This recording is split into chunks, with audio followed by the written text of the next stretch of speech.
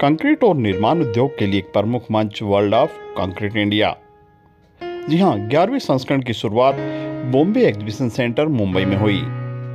इसमें तकरीबन 14,000 से अधिक ट्रेडर्स और 350 से अधिक ब्रांडों ने हिस्सा लिया। कोरिया, चीन, अमेरिका, स्पेन जैसे मजबूत देशों के भी लोग यहाँ पर पहुंचे।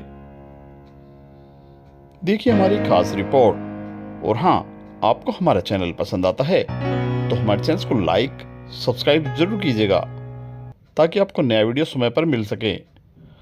चलो चलते हैं गोरेगांव नेस्को सेंटर, जहां पर ये मीटिंग चल रही है। क्या संदेश देना चाहेंगे? कितनी कंपनियां पार्टिसिपेट कर रहे हैं, कौन से देश? ये हमारा वर्ल्ड ऑफ कंक्रीट शो है। वो कंस्ट्रक्शन में कंक्रीट को पकड़ के सब्जेक्ट है। हम 11 साल से कर रहे हैं, 11वां साल कंप्लीट हुआ हमारा, और ये सबसे बड़ा प्रयास है हमारा। इस बार 250 से ज़्यादा एग्जिबिटर्स है, अलग अलग देशों से आए हुए हैं। 400 से ज़्यादा ब्रांड्स है। Country representation from USA, China, Korea, Spain, German pavilion भी आया हुआ है इस बार।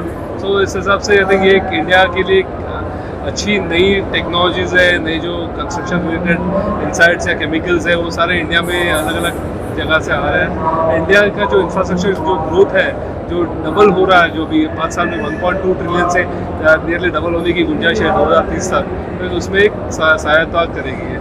पिछले साल की अपेक्षा इस साल शो में क्या नया कुछ देखने को मिलेगा? यहाँ के जो विजिटर्स हैं तो डेफिनेटली नई टेक्नोलॉजी जो उभर के आई है, वो सारी ये मेन पर्पज है टेक्नोलॉजीज को डिस्प्ले करना। सारी नई टेक्नोलॉजी है, सस्टेनेबिलिटी से रिलेटेड टेक्नोलॉजीज है, वो सारी देखते हैं AR रिलेटेड टेक्नोलॉजी है, कंस्ट्रक्शन में यूज़ करने वाली वो टेक्नोलॉजीज डिस्प्ले में है।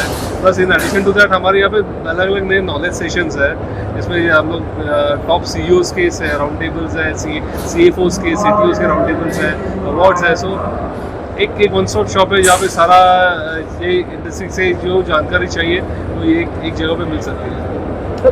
मुंबई महानगर पालिका किस तरह से मुंबई के जो सड़कें हैं उसको बेहतर बनाने का प्रयास करेगी ताकि आने वाले दिनों में जो गड्ढे हैं उससे मुक्ति मिल सके? जैसे मैंने पहले भी कहा, हम लोग जो बारिश है वो हर साल 3,000 या 3,500 mm हर साल गिरती है। तो इतनी भारी बारिश होने के कारण जो हम लोग पहले रोड बनाते थे डांबर के, तो कहीं ना कहीं रीज़न की वजह से उसमें गड्ढे गिरते थे। डांबर सड़क भी बहुत ही अच्छी है, कंक्रीट सड़क भी बहुत ही अच्छी है, लेकिन वो कहाँ यूज़ करना चाहिए वो अपने को पता होना चाहिए। जैसे मैंने आपको पहले कहा कि हम लोग 42 यूटिलिटी एजेंसी से डील करते हैं। वो अलग अलग यूटिलिटी एजेंसीज होती है। तो जब हम पहले डांबर की रोड बनाते थे तो उदाहरण के तौर पे अगर लाइट चली जाती है तो वो लोग आके ट्रेंच खोदते थे, गड्ढा खोदते थे, वो रिपेयर करते थे और वापस पूर्व स्थिति में लाते थे।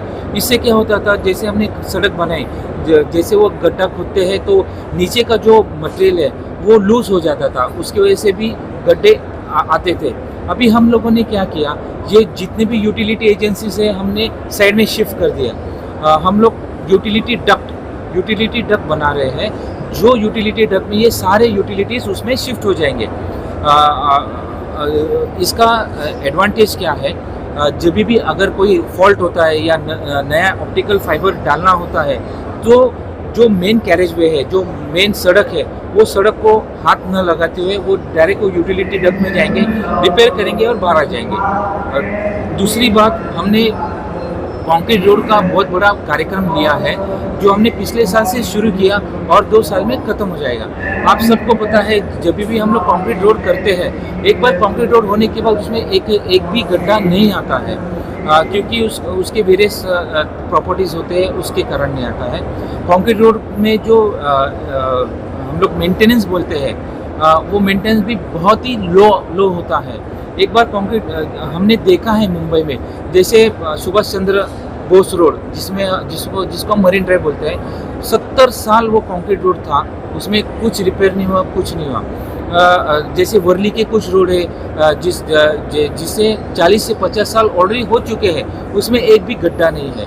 हमें उदाहरण काफ़ी उदाहरण है कि जहाँ जहाँ हमने कंक्रीट रोड बनाई है वहाँ एक बार कंक्रीट रोड बनाने के बाद एक भी गड्ढा नहीं गिरता है। हमने तरह तरह के टेक्नोलॉजी यूज़ किए हैं, जैसे रैपिड हार्डनिंग कंक्रीट गड्ढा यूज़ बुझाने के लिए मास्टिक यूज़ किया है, हम लोग अभी मास्टिक ही यूज़ करते हैं। उसके बाद हमने जियो पॉलीमर कंक्रीट यूज़ किया है। हमने eastern express highway, western express highway जो भी बहुत ही ट्रैफिक से भरा पड़ा होता है, आप सबको पता है, ये जो नया टेक्नोलॉजी है जियो पॉलीमर कंक्रीट, ये डालने के बाद तुरंत वो 1 घंटे में सेट हो जाता है। वैसे देखा जाए तो 15-20 मिनट में कड़क होता है, लेकिन क्यूरिंग हम लोग 1 घंटे तक करते हैं, उसमें पानी मारने की ज़रूरत नहीं होता है। तो वो जियो पॉलीमर कंक्रीट से गड्ढा भरने के बाद उसमें दोबारा गड्ढा नहीं आता है। हमने 2 साल से हमने ये नया मटेरियल यूज़ करना चालू किया है, हमें ये मटेरियल का रिज़ल्ट काफ़ी अच्छा आता है। दूसरी बात, हमने आजकल गड्ढे भरने के लिए मास्टिक यूज़ कर रहे हैं, तो मास्टिक का रिज़ल्ट भी बहुत ही बढ़िया है। एक बार हम लोग मास्टिक से अगर गड्ढा भरते हैं, दोबारा वो गड्ढा नहीं आता है, तो मैक्सिमम हम लोग मास्टिक यूज़ करते हैं। जैसे हमारे ये कंक्रीट का प्रोग्राम कंप्लीट हो जाएगा ये आने वाले 2 साल में, तो आपको गड्ढे नई के बराबर दिखेंगे, क्योंकि हमारा प्रयास यही है कि मुंबईकर्स को, मुंबई सिटीजन्स को, इंडियन सिटीजन्स को गड्ढे मुक्त रोड देना है। जो अगर आप पिछले 2-3 साल से अगर आप तुलना करते हो तो हर साल में गड्ढे कम होते जा रहे हैं। ये साल भी काफ़ी कम हुए हैं और अगले साल इससे भी कम हो गए और धीरे धीरे ये गड्ढे बंद हो जाएंगे। तो ये एक बार ये हमारा कंक्रीट रोड का programme, ultra thin white topping का प्रोग्राम कंप्लीट होता है तो गड्ढे की समस्या भी बंद हो जाएगी। मुंबई महानगर पालिका से जो एजेंसियाँ हैं नई टेक्नोलॉजी यूज़ कर रही हैं, जो बरसात के दौरान भी सड़कें अभी बनाई जा रही हैं, तो उसके बारे में थोड़ा सा क्या मटेरियल नया यूज़ किया जा रहा है, क्या AI टेक्नोलॉजी? डिजिटाइजेशन हम लोग यूज़ कर रहे हैं। जैसे 2055 किलोमीटर्स के जो रोड्स हैं उसमें हमने पूरा डिजिटाइजेशन कर चुके हैं। उसमें हमने लीडर सिस्टम यूज़ किया है, जो लेज़र्स छोड़ते हैं और हमें पूरी वो रोड की जानकारी मिल जाती है एट वन गो। तो उसमें कितने मैनहोल्स है, उसमें कितने पेड़ है, उसमें कितने बेंचेस है, वो रोड की लेंथ क्या है, वो रोड की विड्थ क्या है, चौड़े कितने है, लंबाई कितनी है, और वो डाटा हमारे पास इलेक्ट्रॉनिक फॉर्म में अवेलेबल हो जाता है। तो जो जैसे हम लोग फिज़िकल सर्वे करते थे, अभी ये डिजिटाइजेशन की वजह से, ये AI और ML की वजह से हमें फिज़िकल सर्वे अभी इसके बाद नहीं करना पड़ेगा। ये पूरी जानकारी, ये पूरा डेटा अभी हमारे पास है। हम ये एनालिसिस करेंगे और इसके ऊपर हम लोग आगे टेंडर निकलते जाएंगे, इससे काफ़ी टाइम सेव होगा। पोर्टल्स के लिए हमने एक सॉफ्टवेयर भी डेवलप किया है।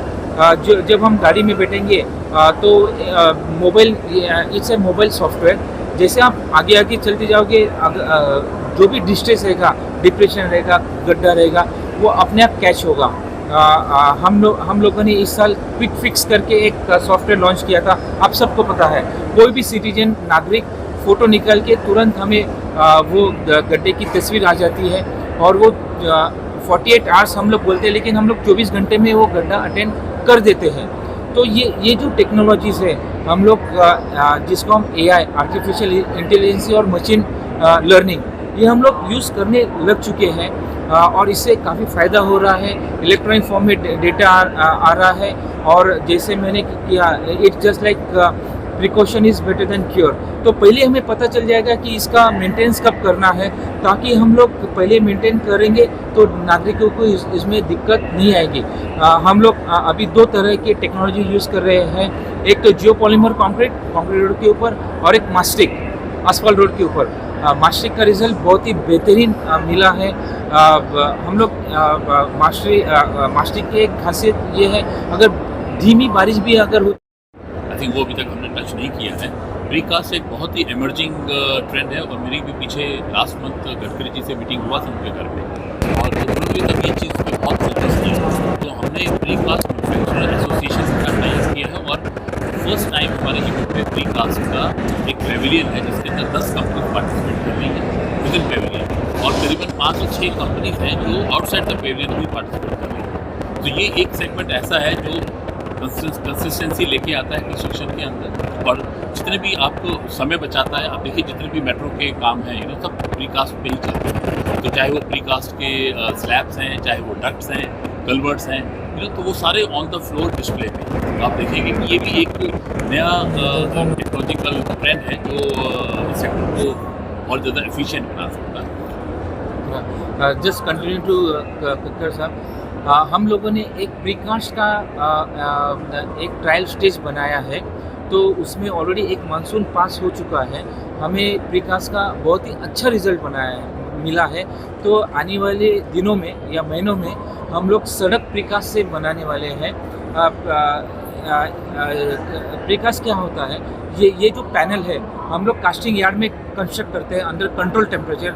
जैसे आपने ब्रिज में देखा गया रहेगा, वो सेगमेंटल कंक्रीट वो रात में ट्रक में लेके जाते हैं और खाली चिपका देते हैं। उसी तरह हम लोग कंक्रीट के ऐसा पैनल कास्टिंग यार्ड में कास्ट करेंगे और रातों रात में आपका एक सड़क हो जाएगा। तो इसके ऊपर काफ़ी स्टडीज चालू है और हमें इसका काफ़ी अच्छा रिजल्ट मिला है। And sir, in coming days we are coming with precast roads. हम लोग पहले सड़क ऐसी देखेंगे जहाँ पे मैनुअल्स नहीं है, तो वहाँ से हम लोग शुरुआत करेंगे और धीरे धीरे जहाँ पे मैनुअल्स है वहाँ पे हम लोग आएंगे विथ डिफरेंट मॉडिफिकेशन। सो हम लोग now in coming months we are going to cast roads in precast. धन्यवाद।